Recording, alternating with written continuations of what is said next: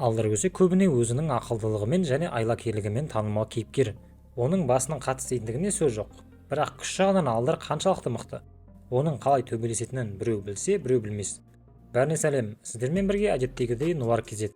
Және бүгінгі видеода Алдардың күшін толығымен анықтайтын боламыз.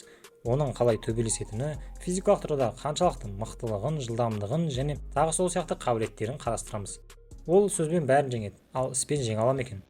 Біріншіден ең жеңілдеген қабілеттерден бастайық. Мысалы, жаттығу жасау. Алдар күн сайын орысша айтқанда разминка жасайды. Яғни таңертең тұрып денесін қыздырады. Буындары қатпас үшін ары-бері тартылады. Бәлкім мұндай жаттығулардың күшке қатысы жоқ шығар, бірақ ол сізге салауатты өмір және денсаулық береді, ал бұл өте маңызды. Келесі жылдамдық. Алдар өте жылдам жүгіреді. Ол өз ауылындағы кез келген адамды жүгіруден озып кететіні анық. Оның тек аяғы ғана емес, қолдарының да икемділігі бар. Мысалы, домбыра тарту мен тігіншілікті жетік меңгерген. Әрине, бұның барлығы күшке не қатысы бар десеңіз, өзіңнен үлкен жауға қарсы жылдамдық пен икемділік көп көмектеседі. Бұл жеңіл қабілеттер болатын. Енді жоғары көтерілейік. Алдардың қолының күші өте мықты. Ол мына дәуді бір ұрып ұшырып жіберуге шамасы жетеді. Ал бұл дәу жалғыз өзі 5 батырды жеңіп кеткен. Сол үшін менің ойымша Алдар өз еліндегі кез келген батырды бірге-бір алып қояды. Ал егер қылыш тастаса ше, өйткені батыр болған соң қылыш найзасы болатыны анық. Бұл жағдайда да Алдар қылыш сияқты қаруларды қолдана алады деп ойлаймын. Өйткені Алдар жай ғана арқанмен асқан дәлдікпен шабуыл жасайды. Қаруларды да оңай меңгеруі тиіс. Жаңа жоғарыда айтқандай, Алдардың қолы өте икемді және дәуді ұшырып жіберетін күші бар. Алдардан мықты батыр шығатыны анық. Каратист Алдар. Алдардың тағы бір сұмдық қабілеті бар. Ол кез келген адамды саусағын тигізбей-ақ жеңе алады. Мысалы, бір рет тастың үстіндегі құсты ұшырып жіберіп, байдың үстіне үлкен тасты құлата салған.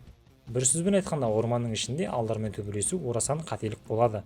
Өйткені күтпеген жерден басыңа тас немесе ағаш құлауы мүмкін. Бірақ оның бұл күші тек орман ішінде, тау етектерінде ғана жұмыс жасайды. Жазық далада ол ешкімді бұлай жеңе алмайды. Жалпы бұған қарамастан Алдар өз еліндегі ең мықты адам, әрине өнертапқыштан кейін. Ал енді Алдардың прайм кезін алайық. Жаңағы жоғарыда айтқан саусақ тигізбей жеңудің өзі Алдардың прайм кезі емес. Өйткені Алдар прайм ол оның мына кезі. Бұл мультфильм Алдар көсе мен шайтандар деп аталады.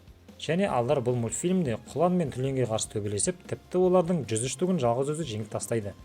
Бір сөзбен айтқанда, Алдар прайм Алдардың ең мықты версиясы.